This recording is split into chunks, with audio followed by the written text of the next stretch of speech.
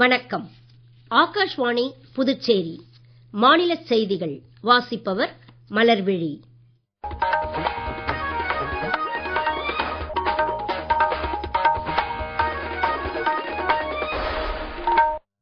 தலைப்புச் செய்திகள்.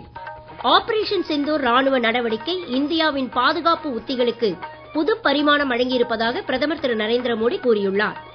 முன்னேறிய நாடாக இந்தியாவை மேம்படுத்தும் இலக்கை எட்டுவதில் இந்திய விண்வெளி ஆராய்ச்சிக் கழகம் முக்கிய பங்களிக்கும் என்று இஸ்ரோ தலைவர் திரு வி நாராயணன் கூறியுள்ளார். தமிழ் மண், மொழி மற்றும் பண்பாட்டை பிரதமர் திரு நரேந்திர மோடி எப்போதுமே மதித்து வந்திருப்பதாக மத்திய உள்துறை அமைச்சர் திரு அமித்ஷா கூறியுள்ளார்.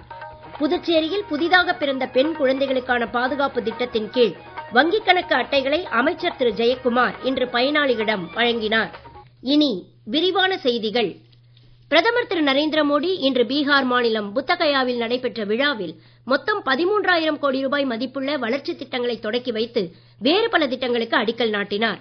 600 மெகாவாட் மின் உற்பத்தி நிலையம், கங்கை நதியின் குறுக்கே 6 வழி மேம்பாலம் ஆகிய திட்டங்களும் இதில் அடங்கும். பீகாரிலும் மத்தியிலும் உள்ள இரட்டை எஞ்சின் அரசு மாநிலத்தின் வளர்ச்சியில் உறுதிப்பாடு கொண்டுள்ளதாக விழாவில் பேசுகையில் பிரதமர் கூறினார்.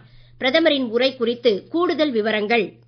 மத்திய அரசு அண்மையில் தொடக்கியுள்ள பிரதமரின் விக்சித் பாரத் வேலைவாய்ப்பு திட்டத்தினால் குறிப்பாக பீகார் மாநில இளைஞர்கள் பயன் பெறுவார்கள் என்று பிரதமர் திரு நரேந்திர மோடி தெரிவித்தார். பீகாரில் உள்ளூர் மக்களின் வேலை வாய்ப்புகளை திருடுவதே ஊடுருவல்காரர்கள்தான் என்றும், ஓட்டு வங்கி அரசியல் காரணமாகவே காங்கிரஸ், ஆர்ஜேடி ஆகிய கட்சிகள் இதை ஊக்குவிப்பதாகவும் பிரதமர் குற்றம் சாட்டினார். இக்கட்சிகளின் தலைவர்கள் பலரும் ஊழல் குற்றச்சாட்டுகளில் சிக்கி ஜாமீனில் உள்ளவர்கள்தான் என்றும், ஊழலுக்கு எதிரான அரசியல் சாசன திருத்தச் சட்டத்தை இவர்கள் எதிர்ப்பதற்கு இதுவே காரணம் என்றும் அவர் கூறினார். ஆபரேஷன் சிந்தூர் நடவடிக்கை இந்தியாவின் பாதுகாப்பு உத்திகளுக்கு புது பரிமாணம் வழங்கியிருப்பதாக பிரதமர் தெரிவித்தார். இனி தீவிரவாதிகள் பாதாளத்தில் ஒளிந்து கொண்டாலும் இந்திய ஏவுகணைகள் அவர்களை அங்கேயே புதைக்கும் என்றும் அவர் குறிப்பிட்டார். விழாவின் போது கயா டெல்லி அம்ரித் பாரத் எக்ஸ்பிரஸ் ரயில் மற்றும் வைசாலி கோடர்மா இடையிலான பௌத்த சுற்றுலா வட்ட ரயிலையும் பிரதமர் மெய்நிகர் முறையில் கொடியசைத்து தொடக்கி வைத்தார். இந்தியாவின் பாதுகாப்பு உற்பத்தி துறையை அரசு திறந்துவிட்டு இருப்பதால் வெளிநாட்டு நிறுவனங்களை பெரிய அளவில் ஈர்க்கவும், உள்நாட்டு தனியார் நிறுவனங்கள் உலக அந்தஸ்துக்கு உயரவும் ஏதுவாகும் என்று பாதுகாப்பு அமைச்சர் திரு ராஜ்நாத் சிங் கூறியுள்ளார். இன்று புதுடெல்லியில் நிகழ்ச்சி ஒன்றில் பேசிய அவர், இந்தியாவின் பாதுகாப்புத்துறை சிறக்க தேவையான புதுமை படைப்புகளை ஊக்குவிக்கவே ஐடெக்ஸ் திட்டம் தொடக்கப்பட்டுள்ளதாக தெரிவித்தார். முன்னதாக ஐநா பெண் ராணுவ அதிகாரிகளுடன் கலந்துரையாடல் கூட்டம் ஒன்றை பாதுகாப்பு அமைச்சர் நடத்தினார். ஐநா அமைதி காக்கும் படைகளில் பெண்கள் ஒருங்கிணைந்து பங்கேற்பதை இந்தியா எப்போதுமே ஆதரித்து வந்துள்ளதாக அவர் கூறினார். 15 நாடுகளைச் சேர்ந்த பெண் ராணுவ அதிகாரிகள் இக்குழுவில் இடம்பெற்றனர். சர்வதேச விண்வெளி நிலையத்திற்கு சென்று திரும்பியுள்ள முதலாவது இந்திய விண்வெளி வீரர் குரூப் கேப்டன் சுபான்ஷு சுக்லா இன்று புதுடெல்லி குடியரசுத் தலைவர் மாளிகையில் குடியரசுத் தலைவர் திருமதி திரௌபதி முர்முவை சந்தித்து தமது விண்வெளி அனுபவங்களை பகிர்ந்து கொண்டார்.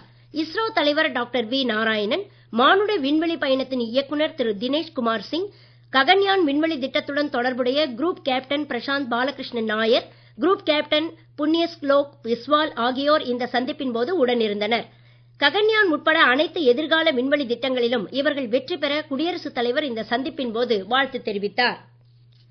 முன்னதாக இஸ்ரோ தலைவர் திரு வி நாராயணன் இன்று புதுடெல்லியில் இஸ்ரோ தேசிய கூட்டத்தின் தொடக்க விழா அமர்வில் பேசுகையில், 2047ஆம் ஆண்டிற்குள் முன்னேறிய நாடாக மேம்படுத்தும் இலக்கை எட்டுவதில் இந்திய விண்வெளி ஆராய்ச்சிக் கழகம் முக்கிய பங்களிக்கும் என்றார். 2 செயற்கைக்கோள்களை விண்ணில் வைத்தே பிரித்து மீண்டும் ஒருங்கிணைக்கும் தொழில்நுட்பத்தில் வெற்றி பெற்றுள்ள 4 நாடுகளில் ஒன்றாக இந்தியா மேம்பட்டுள்ளதாக அவர் தெரிவித்தார்.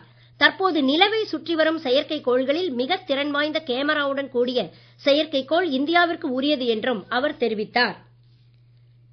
நீல பொருளாதாரத்தை ஊக்குவிக்கும் வகையில் மத்திய அரசு அண்மையில் முடிவடைந்த நாடாளுமன்றத்தின் மழைக்கால கூட்டத்தொடரில் கடல்சார் துறை சார்ந்த பழைய மசோதாக்களுக்கு பதிலாக 5 முக்கிய மசோதாக்களை நிறைவேற்றியிருப்பதாக மத்திய கப்பல் துறை அமைச்சர் திரு சர்பானந்த சோனோவால் தெரிவித்துள்ளார். இந்திய துறைமுகங்கள் மசோதா, சரக்கு அனுப்புகை சீட்டு மசோதா ஆகியன இதில் அடங்கும் என்று அவர் இன்று புதுடெல்லியில் செய்தியாளர்களிடம் தெரிவித்தார்.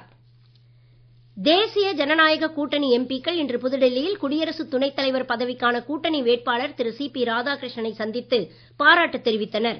திரு பிரஹலாத் ஜோஷி, திரு மனோகர்லால், திரு அர்ஜுன் ராம் மேக்வால் உள்ளிட்ட மத்திய அமைச்சர்களும் டெல்லி, ஹரியானா மற்றும் ராஜஸ்தான் மாநில எம்பிக்களும் இதில் அடங்குவர்.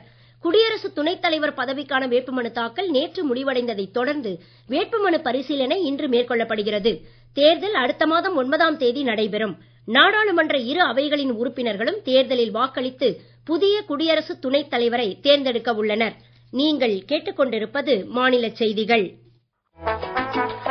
ஆகாஷ்வாணி செய்திகளை நேயர்கள் உடனுக்குடன் தெரிந்து கொள்ள எமது புதுச்சேரி மண்டல செய்தி பிரிவின் சமூக ஊடகங்களான @airnews_புதுவை என்ற எக்ஸ் பக்கத்தையும், all India radio news Puducherry என்ற Facebook பக்கத்தையும், @RNU புதுச்சேரி என்ற யூடியூப் சேனலையும் அணுகலாம். செய்திகள் தொடர்கின்றன.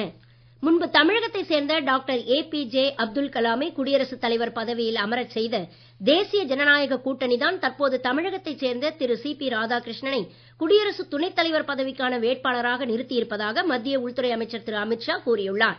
இன்று மாலை நெல்லையில் பாரதிய ஜனதா கட்சியின் பூத் கமிட்டி மாநாட்டில் உரையாற்றிய அவர், தமிழ் மண், மொழி மற்றும் பண்பாட்டை பிரதமர் திரு நரேந்திர மோடி எப்போதுமே மதித்து வந்திருப்பதாக கூறினார். முன்னதாக கேரள மாநிலம் கொச்சியில் வளர்ச்சி தொடர்பான மலையாள மனோரமா நாளேட்டின் உச்சி மாநாட்டை திரு அமித்ஷா தொடக்கி வைத்தார்.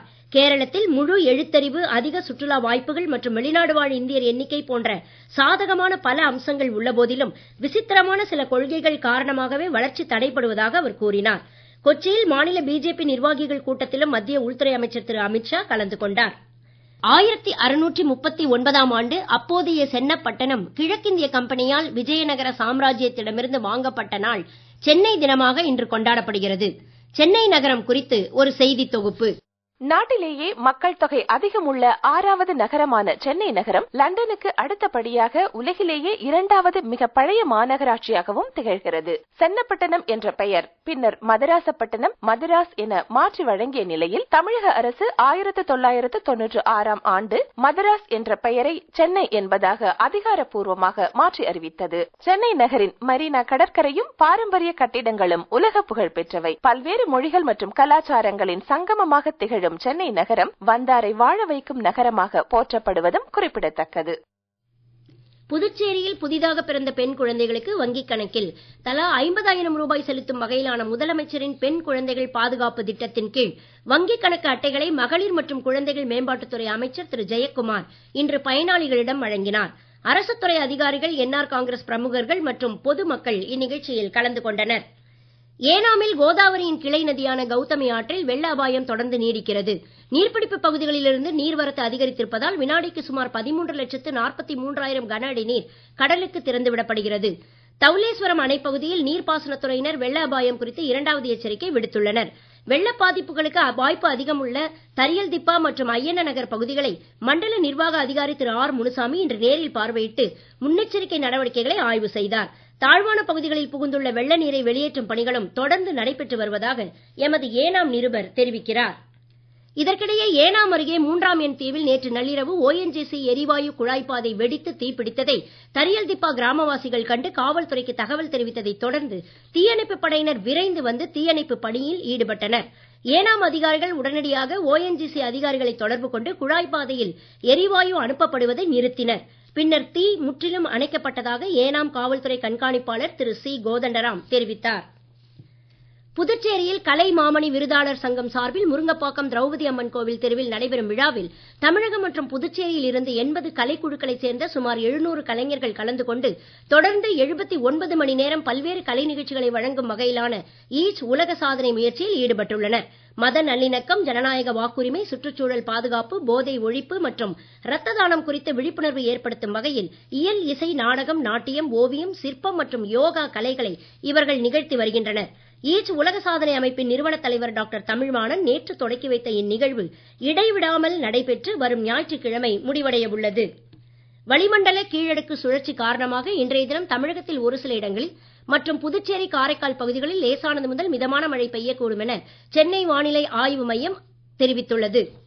மீண்டும் தலைப்புச் செய்திகள். ஆபரேஷன் சிந்தூர் ராணுவ நடவடிக்கை இந்தியாவின் பாதுகாப்பு உத்திகளுக்கு புது பரிமாணம் வழங்கியிருப்பதாக பிரதமர் திரு நரேந்திர மோடி கூறியுள்ளார். முன்னேறிய நாடாக இந்தியாவை மேம்படுத்தும் இலக்கை எட்டுவதில் இந்திய விண்வெளி ஆராய்ச்சிக் கழகம் முக்கிய பங்களிக்கும் என்று இஸ்ரோ தலைவர் திரு வி நாராயணன் கூறியுள்ளார். தமிழ் மண், மொழி மற்றும் பண்பாட்டை பிரதமர் திரு நரேந்திர மோடி எப்போதுமே மதித்து வந்திருப்பதாக மத்திய உள்துறை அமைச்சர் திரு அமித்ஷா கூறியுள்ளார். புதுச்சேரியில் புதிதாக பிறந்த பெண் குழந்தைகளுக்கான பாதுகாப்பு திட்டத்தின் கீழ் வங்கிக் கணக்கு அட்டைகளை அமைச்சர் திரு ஜெயக்குமார் இன்று பயனாளிகளிடம் வழங்கினார்.